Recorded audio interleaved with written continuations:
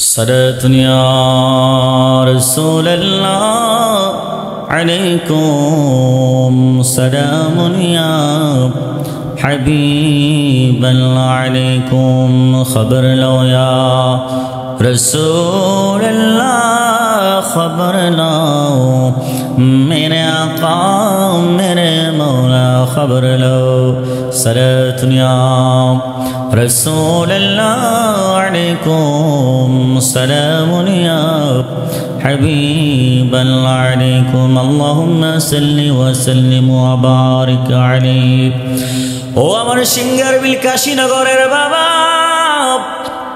অনেকে মনে করে যে আমাদের নবী রাহমাতুল লিল আলামিন নবীজির উম্মতের উপর যে কুরবানি ওয়াজিব হয়ে গেছে অন্য নবীদের আমলে মনে হয় কুরবানি ছিল না অন্য নবীদের উম্মতদের উপরে কুরবানি ওয়াজিব হয়েছিল কিনা না না এটা হচ্ছে আপনাদের ভুল ধারণা ভ্রান্ত ধারণা বাবা আদম আলাইহিস সালাতু ওয়াস সালাম থেকে শুরু করে প্রত্যেক নবী রাসূলদের উম্মতরে কুরবানি দিয়েছেন আল্লাহ রাব্বুল আলামিন এইজন্য সূরা আল ইমরানে 183 নম্বর আয়াতে কারিমার মধ্যে আল্লাহ রাব্বুল আলামিন বয়ান করেছেন এমনকি সূরা হজ তো 34 নম্বর আয়াতে কারিমার মধ্যে আল্লাহ বলেন বিসমিল্লাহির রহমানির রহিম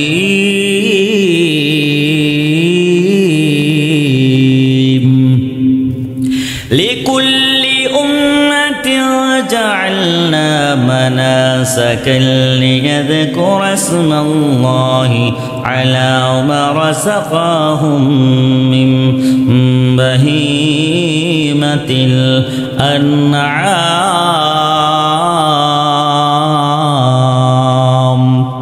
আল্লাহ রাব্বুল আলামিন বলেন লিকুল্লি উম্মাতিন জাআলনা আমি প্রত্যেক উম্মতের জন্য পবিত্র কুরবানির বিধান দিয়েছি যারা তারা গৃহপালিত পশুর উপরে মহান আল্লাহ তাআলা ওনার নাম মুবারক স্মরণ করে আল্লাহর নামে স্মরণ করে কুরবানি দিবে জবান খুলে আল্লাহু আকবার এই জন্য বাবারা আমরা কুরবানি দেয় আমাদের সমাজে গ্রামে গঞ্জে দেখা যায় অনেকে বলে 2 লক্ষ 2.5 লক্ষ টাকা দিয়ে কুরবানি দেয় সে তারা চিন্তা করে যদি দামি অনেক টাকা দিয়ে কুরবানি দেয় লোকে বলবে সমাজের মানুষে বলবে মুখে এত টাকা দিয়ে কুরবানি দিয়েছে না না লোক দেখানোর জন্য কুরবানি দিলে কুরবানি আল্লাহ কবুল করবে না এই জন্য কুরবানি দিতে হবে এমন ব্যক্তির পক্ষ থেকে আল্লাহর হস্তে আল্লাহর ইশকে স্মরণ করে কুরবানি দেওয়া লাগবে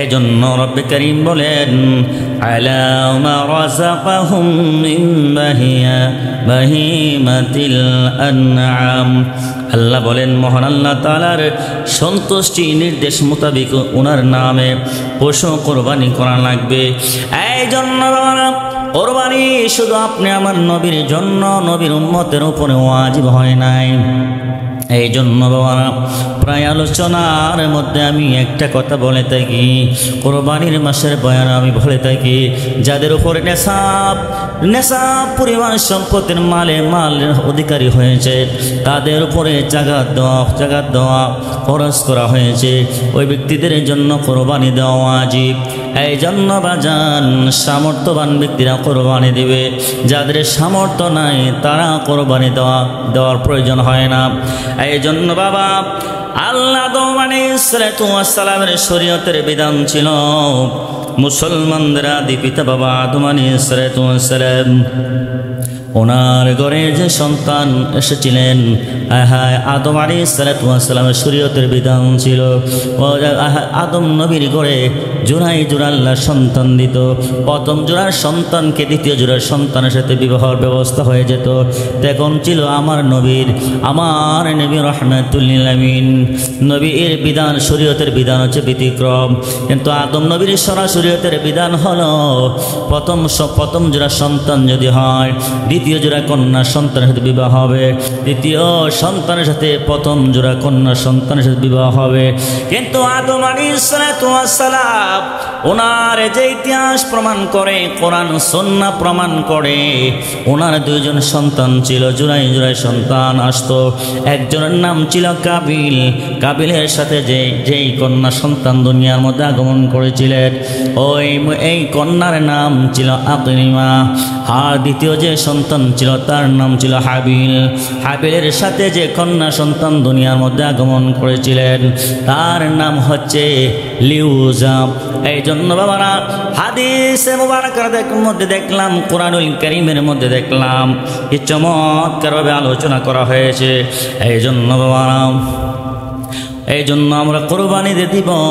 কোরবানির হাকিকত হচ্ছে আমাদের নিজের পশুত্বকে, পশুত্বের স্বভাবকে, খাসিয়তকে আর কোরবানি দেওয়ার মধ্যে জবাই করা লাগবে। অহংকার, তাকাব্বুর, দেমাগ সমস্ত কিছু আল্লাহ রাব্বুল আলামিনের সন্তুষ্টির জন্য যখন আমরা পশু জবাই করব, পশু জবাইয়ের মাধ্যমে আমাদের নিজের পশুত্বগুলা জবাই করা লাগবে। এই জন্য আদম আলাইহিস সালাতু ওয়াস সালামের প্রথম সন্তান ছিল কাবিল। কাবিলের সাথে যে কন্যা সন্তান ছিল তার নাম ছিল আকলিমা। তারপরে হাবিলের সাথে যে কন্যা সন্তান দুনিয়ার মধ্যে এসেছিলেন, ওই কন্যা সন্তানের নাম ছিল লিউজা। এই লিউজা ছিল শ্যামবর্ণের, লিউজা ছিল সুন্দরী। তারপরে কাবিলের সাথে যে কন্যা সন্তান দুনিয়ার মধ্যে আসছে, ওই কন্যা সন্তান ছিল শ্যামবর্ণের। এই জন্য বাবা আদম আলাইহিস সালাতু ওয়াস সালামের শরীয়তের বিধান হয়ে গেল। আদম নবীর শরীয়তের বিধান হইল প্রথম জোড়ার কন্যা সন্তানকে, প্রথম ছেলেকে দ্বিতীয় সন্তানকে বিবাহ দিবে।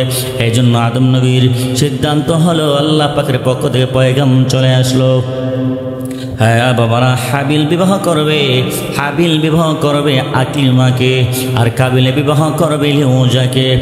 কাবিল বলে আমি মানি না। আদম নবী বললেন, বাবা তুমি কেন মানো না? কাবিল বলে, বাবা লিউজা হয়েছে শ্যামলা সুন্দরী, লিউজা তো সুন্দর নয়, লিউজাকে আমার ভালো লাগে না, আমি লিউজাকে বিবাহ করতে চাই না, আমি আকলিমাকে বিবাহ করতে চাই। আদম আলাইহিস সালাতু ওয়াস সালাম বললেন, বাবা কাবিল, ও বাবা কাবিল, তুমি শোনো না, আমি কিন্তু আদম নবী তোমার বাবা, আল্লাহর একজন পয়গম্বর। আমি আমার মন থেকে আমি কোনো কিছু বলি না, আল্লাহ পাকের পক্ষ থেকে যা ফয়সালা হবে তাই হবে, তোমার মানা লাগবে। কাবিল বলে, বাবা মানি না, আমি অবশ্যই আকলিমাকে বিবাহ করতে চাই। হাবিল বলে, বাবা আপনি যা বলবেন, বাবা আপনি হইলেন একজন আল্লাহর পক্ষ, আল্লাহর একজন জলিল কদর পয়গম্বর। ও বাবা জান, আপনি যা বলবেন আমি তাই ফয়সালার উপরে সন্তুষ্ট থাকব, আপনার জবানের উপরে আমি কোন কথা বলতে চাই না।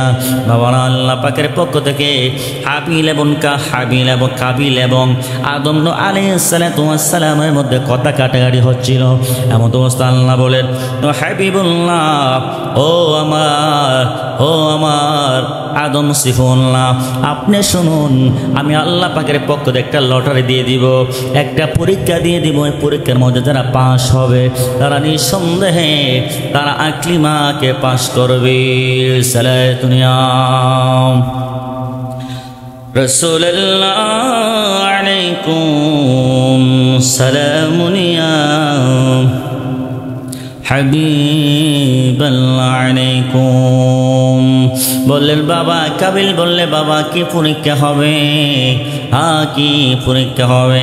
আদম আলাইহিস সালাতু ওয়াস সালাম বললেন, বাবা ও বাবা কাবিল হাবিল, আল্লাহ পাকের পক্ষ থেকে ফয়সালা হয়ে গেছে, তোমরা দুইজনে আল্লাহর নামে কোরবানি দিবা। যার কোরবানি কবুল হবে আল্লাহ পাকের পক্ষ থেকে গায়েবী আগুন দ্বারা তার পশুরা পুড়ে যাবে। তো ঠিক আছে, মেনে নিলাম। এই জন্য রব্বে কারীম চমৎকার ভাবে সূরা আলে ইমরানের মধ্যে আল্লাহ বয়ান করলেন, বিসমিল্লাহির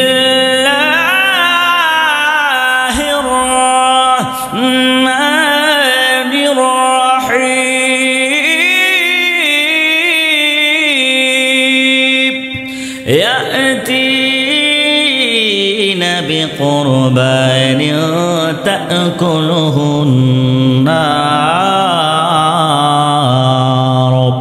আল্লাহ রাব্বুল আলামিন বলেন হাবিব ও আমার আদম সিফুল্লাহ আপনি তাদেরকে বলেন কোরবানি দেওয়ার জন্য। হাবিল ছিল খুব তাকওয়াবান ফরহেজগার আল্লাহওয়ালা, খুব নরম মনের অধিকারী ছিলেন, তাকওয়াবান ফরহেজগার, সবসময় আল্লাহর হুকুমের প্রতি আল্লাহর হুকুমে অপেক্ষায় থাকতেন, আল্লাহর শুকরগুজার নিয়ে সবসময় তিনি সন্তুষ্ট থাকতেন। বাবা কাবিল বললেন হ্যাঁ কাবিল কি করতেন? ফসলাদি করতেন। তার ফসলাদি থেকে সবচেয়ে নিকৃষ্ট ফসলগুলা আল্লাহ রাস্তায় কোরবানি দিতেন। আর সবচাইতে নরমাল একটা আপনার পশু কোরবানি দিলেন। আর হাবিল কি করলেন? আল্লাহ রাস্তায় সবচাইতে দামি যে পশুগুলা, ওই পশুগুলা আল্লাহ রাস্তায় কোরবানি দিলেন। তারা দুনো ভাই কোরবানি দিলেন।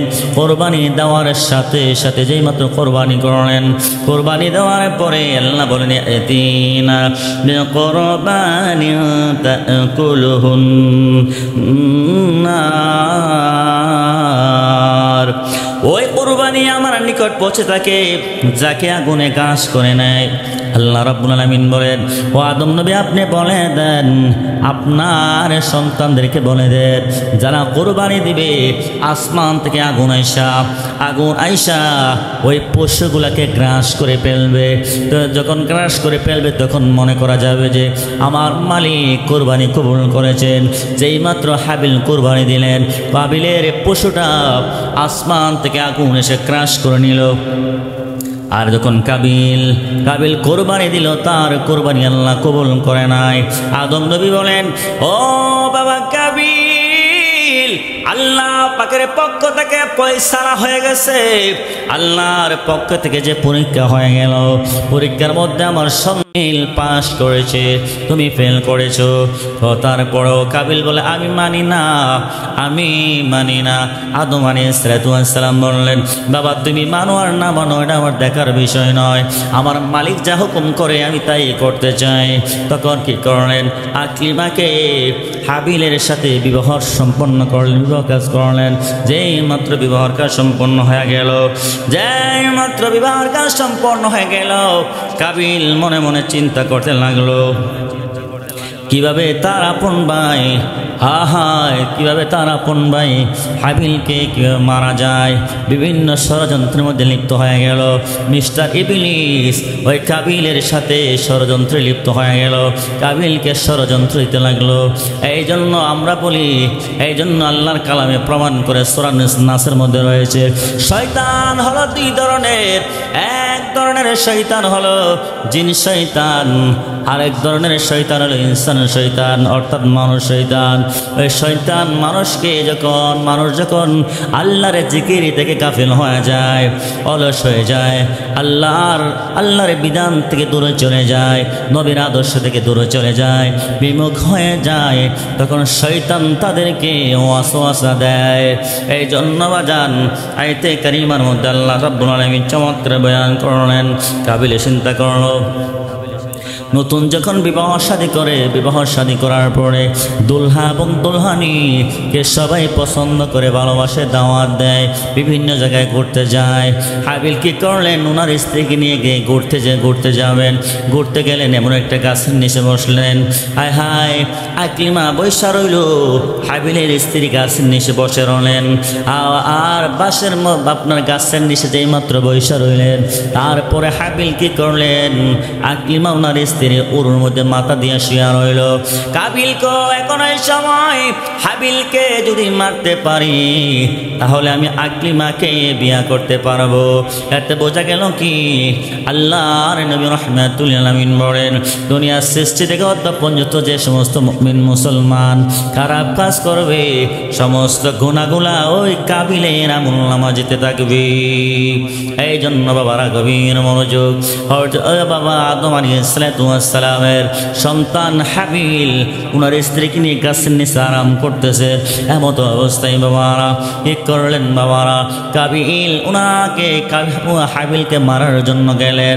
সিদ্ধান্ত কিভাবে মারবে দেখতে অর্থাৎ একটা দৃশ্য দেখতেছেন যে একটা কুকুর, একটা কাক, একটা পশু আর একটা পশুকে পাথর দ্বারা আঘাত করে মেরে ফেললো। এই জন্য রব্বুল আলামিন কালামে হাকিমের সূরা মাইদার 27 নম্বর আয়াত কারিমার মধ্যে আল্লাহ বয়ান করলেন, বিসমিল্লাহির রহমানির রহিম ওয়াতলু আলাইহিম নাবা আবনাই আদম বিল হক ইয قربا قربانا فتقبل من أحدهما ولم يتقبل من الآخر। আল্লাহ রাব্বুল আলামিন বলেন, ওয়াতলু আলাইহিম নাবা আবনি আদম বিল হক। আবুল বাশার আদম আলাইহিস সালাতু ওয়াস সালামের দুই সন্তান, দুই আওলাদ হযরত হাবিল আলাইহিস সালাতু ওয়াস সালাম কাবিলের ঘটনা বৃত্তান্ত আপনি ওনাদের কাছে যতবে শুনিয়ে দিন। আল্লাহ বলেন, নবী গো, ও আদম সিফুল্লাহ, আপনার দুই সন্তানকে আপনি জানাইয়া দেন। যখন তারা উভয় কোরবানি করেছিল তখন একজনের কোরবানি আল্লাহ কবুল করেছেন। আল্লাহ বলেন, আপনার দুইজনের সন্তানের মধ্যে থেকে দুইজনের মধ্যে থেকে একজনের কোরবানি আমি আল্লাহ রাব্বুল আলামিন কবুল করলাম, অন্যজনের কোরবানি কবুল হলো না। তাদের একজন কাবিল বলল, একজন কাবিল তখন ওয়াদাবদ্ধ করেছিল। আল্লাহ রাব্বুল আলামিন সূরা মাইদার মধ্যে বলেন, মিনাল আখির ক্বালা লা আকতুলান্নাক। আল্লাহ রাব্বুল আলামিন সূরা মাইদার মধ্যে বলেন, কাবিলে ওয়াদাবদ্ধ করেছিল, অবশ্যই আমি হাবিলকে হত্যা করব, হাবিলকে আমি শহীদ করে দিব। এই জন্য বাবারা আল্লাহ রাব্বুল আলামিন এই আয়াতে কারিমার মধ্যে বাবা আদম আলাইহিস সালাতু ওয়াস সালামের দুই সন্তানের সুস্পষ্ট বর্ণনা দিলেন। এই আয়াতে কারিমার তাফসীরের মধ্যে আসছে ঘটনা ওয়াকিয়ার মধ্যে আসছে। বাবারা কাবিল কি করলেন, বড় পাথর দ্বারা উনার ভাই কাবিলকে কি করলেন, ছুঁড়ে মেরে দিলেন। মাথার মধ্যে গিয়ে পড়েছিল, মাথাটা চূর্ণ বিচূর্ণ হয়ে যায়। তখন হাবিল ইন্তেকাল করেন।